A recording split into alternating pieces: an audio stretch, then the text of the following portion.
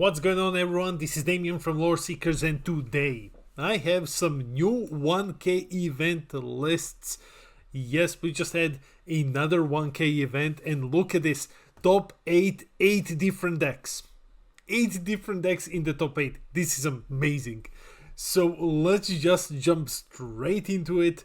Roll the video. Let's jump into it. So this event was held by Red Saber Games. Huge shout out to them. I'm linking their Instagram in the description below. Go check them out. Go give them some love for hosting an amazing Lorcana event. And we had 41 players. Okay, so 41 players, 80 different decks in the top 8. That's really cool. So first place, Sisu on Ice. Sisu continues being the best deck in the format. I think that Sisu, just by looking at the results, which we will take a closer look probably on Thursday, Sisu is really ahead of everything else. At least if we take a look at these 30 to 40 player events. So if we ignore like the very small number of players, Sisu is the deck with the highest representation in the top 8, and we can see another first place for it. Then second place, Ruby Amethyst Bounce. It's just the classic Ruby Amethyst Bounce. Third place, now this is the first time that we're seeing this at a bigger event. It's Amethyst Steel Bounce. It's the classic bounce. Okay, still, classic deck, works well. First time that we're seeing it though, so probably a bit on a back foot when compared to the other bounce versions. Fourth place, Mufasa. Okay, Mufasa appears in the top 8 again, this time on fourth place. Looks like the meta is currently shaping quite positively for the deck. And now we have some new ones. Fifth place, Jafar Wheel. Yeah, it's a whole new world Jafar, where you just dump hand, draw a bunch of cards, gain a bunch of lore. It's a cool deck. It's really a cool deck. It's a fun strategy, and it is exciting to see it actually get 5th place. We will be checking out the deck lists as well. 6th place, Sing Together. This time without Naveen at all. So this list completely cut out Naveen. Then we have 7th place, Blurple Control. Blurple Control, oh my god, it's a mouthful. Anyway, it keeps being a very strong deck in the current metagame. The Mufasa, the Merlin, the control box that you have access to in this deck still keeps stopping, still keeps showing up in these big top cuts. So yeah, definitely one of the decks that you should keep your eye on. And finally, the one that a lot of you have been asking about, Emerald Amethyst Agro. Yeah, here is the Agro deck. I know the last couple of lists, some people in the comments have been asking, like, where's the Agro? Were there no Hyper Agro decks? Well, one of them made it to the top 8. I would conclude that Hyper Agro is not that good in the current meta. I don't believe that this is this is as good as you were led to believe, but I don't know that much, so I'm probably wrong, but here it is, 1 Hyper Aggro in the top 8. Congratulations to everyone, and now let's check out the deck lists. Okay everyone, you know the drill. I am here with inkdex.com, the best website for these meta results. Huge shout out to them. I'm linking them in the description below. And now let us start with the first list, Sisu on Ice. Okay, so running 4 T-poses. Some lists run 4 Chichas, but more often than not you run 4 T-pose. We see Vision of the Future as the only non-song in the deck. I'm gonna go through these very fast. 4 copies of Grammatalas. You also say these were also cut from a lot of Sisu lists, but okay, 4 copies here. 2 Cuscos. Cusco is a staple now. In Red Blue, Cusco is a staple now. The other cards are basically there's nothing else from the newest set. You have your Sisu here at 4 copies, amazing for dealing with Daisy. Just get rid of her, no problem. So Madame Medusas, Lucky Dimes, and everything else is basically, the standard. Then we go to Ruby Amethyst Bounce.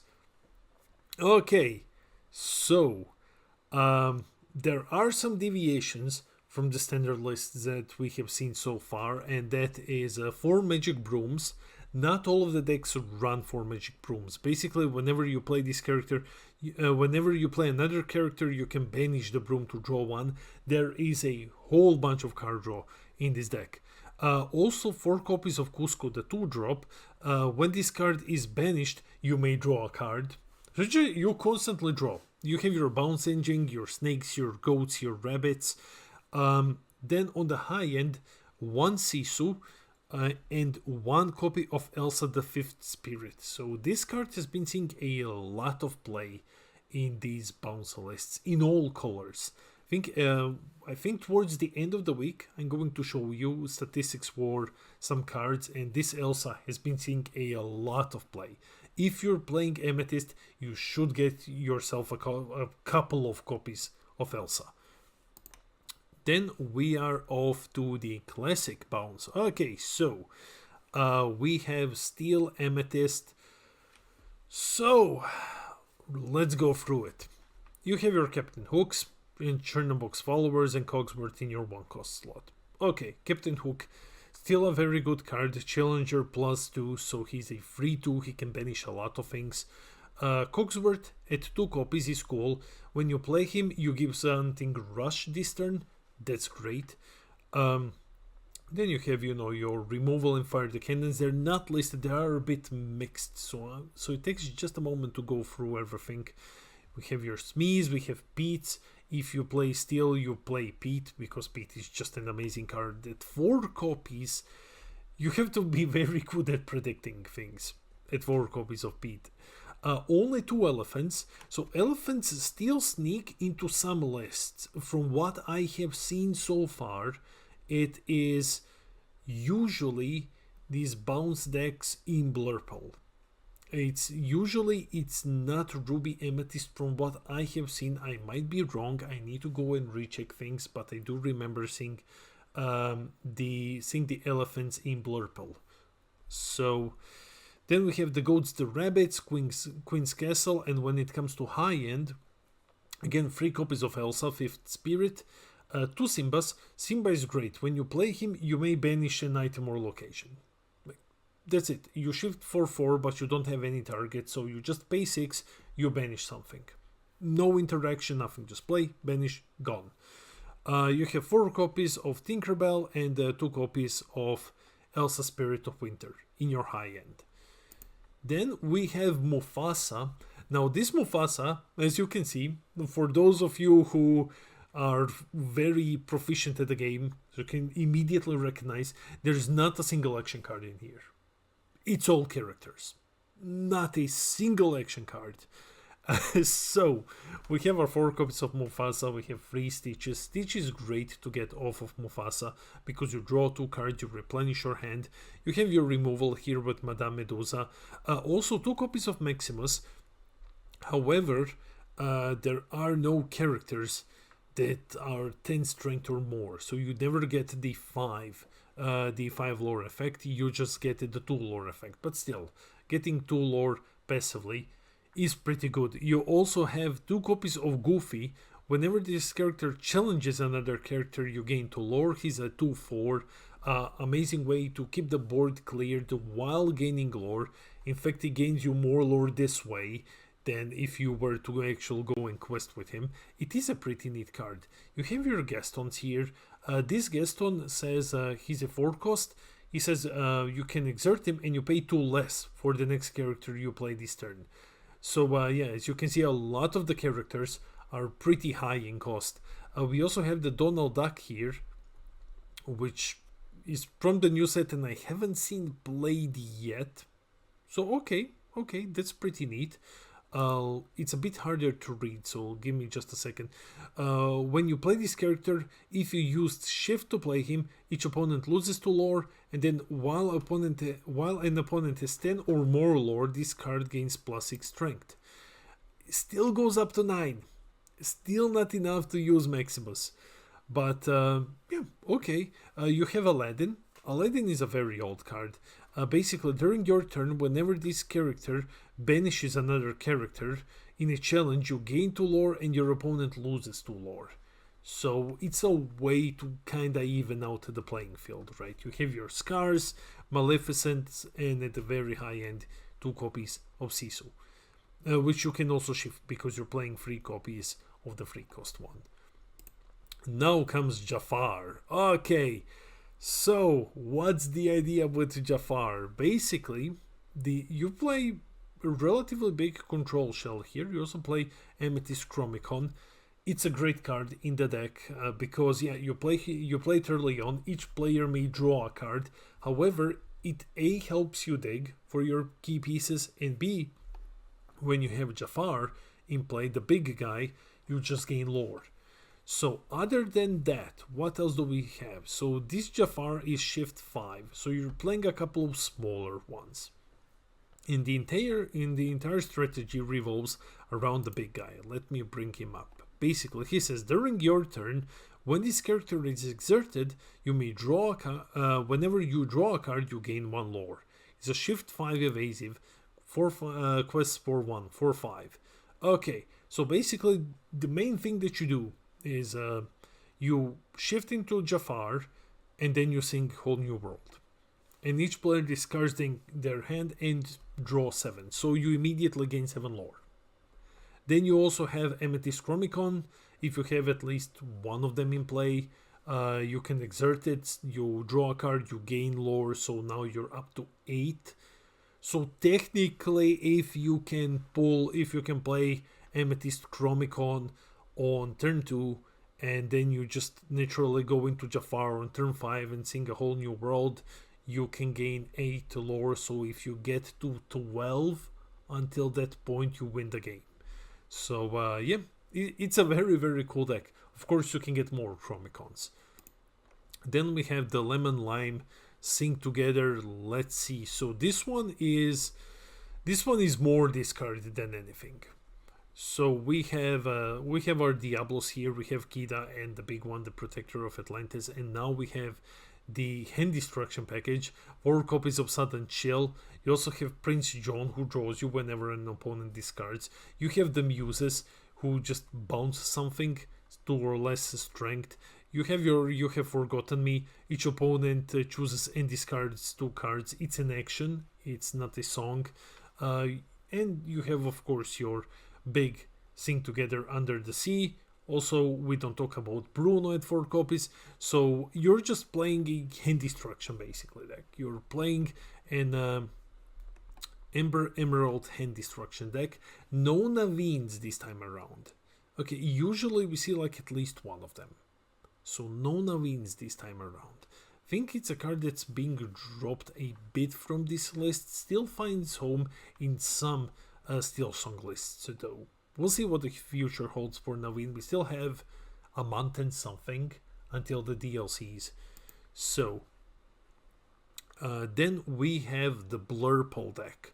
Okay, basically you ramp very, very fast and you go into your big control tools. You have 3 copies of Mufasa, 2 copies of the big Ursula. You also have Enna here. When you play this character, exert all opposing characters. You have Cusco is just a staple, and anything that plays blue, you just play 2 copies of Cusco. Tipo for the early game ramp, then also Mickey Mouse to help you with the ramp as well. In the mid game, Magica. I think all of these lists run like 2 copies of Magica. Basically, during opponent's turn, if an effect would cause you to discard a card, you don't discard. That's it, basically. It's good technically, I mean, not technically. It is literally good against the Emerald Steel discard decks, but we don't see those anymore. Like that deck just disappeared. It's good against like Sing Together. For example, like we have seen, you have Forgotten Me, Sudden Chill. Magica pulls a lot of weight in that matchup. You have Bells here, Cogsworth just gives resist +1, and yeah, we went over the high end. And then finally we have the aggro deck that everyone has been asking about, like, where is the aggro? Here it is, 8th place. So let's go through it. You have the bounce package here. You have Befuddle. Return a character with cost 2 or less to their player's hand. You can bounce your Daisy back because she has 4 willpower. She can survive a lot. Now when it comes to 1 cost, you have Chernobog, Daisy, Lilo. So Daisy, Lilo, and Maleficent all quest for 2 lore. You have the Broom, 4 copies of Gathering Knowledge and Wisdom. Just pay 2 and gain 2 lore. Pay 2 and gain 2. That's it. You have Piglets here, because Piglets can quest for a lot. 3 copies of Bare Necessities to discard a non-character card of your choice from the opponent's hand. Helps you sometimes if opponent has some sort of a removal to get rid of your things. You just get rid of them, or if you're playing in an unfavorable matchup, you can target specific songs with this. You have 2 copies of Wendy, 2 copies of Arthur. So it's a cool one. Whenever this character quests, you may return another character of yours to your hand and gain 2 lore. So you gain 3 when you quest with him, and you get to bounce something. You have your Baloo, just a bodyguard, but he's big. He has 3 willpower. Then you have your Donalds, your Memes, and your Goats. And, of course, 4 copies of Library as your location. So, yeah, that was the Hyper Aggro deck. And, in fact, those were the deck lists. That's it for the video. Let me know in the comments below. What do you think of the breakdown? I love seeing 8 different decks in top 8. I live for this. I love seeing this. This is always exciting. So, I am a bit surprised to see Agro in the top 8. Definitely a little bit surprised to see that. I'm happy that Jafar is in top 8. I like the idea of the deck. Sisu, Ruby, Amethyst, Bounce just keep proving themselves over and over as probably the best decks in the format.